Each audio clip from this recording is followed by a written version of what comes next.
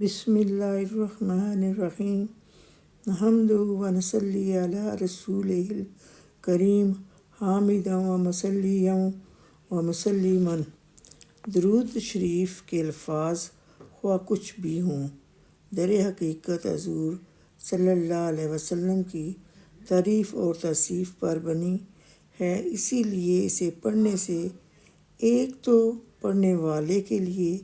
حضور صلی اللہ علیہ وسلم کی شفاعت لازم ہو جاتی ہے،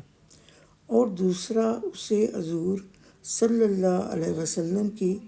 قربت اور شفقت حاصل ہوتی ہے۔ اسی طرح ہر درود شریف پڑھنے کا ورد باعث نجات ہے۔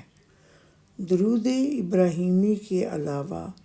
تمام درود شریف مختلف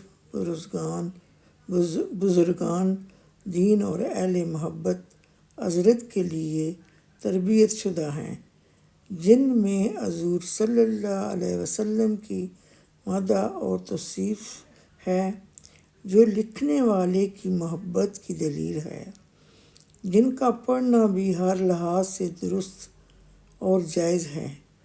کیونکہ محبت ہر اعتراض سے بے نیاز ہوتی ہے۔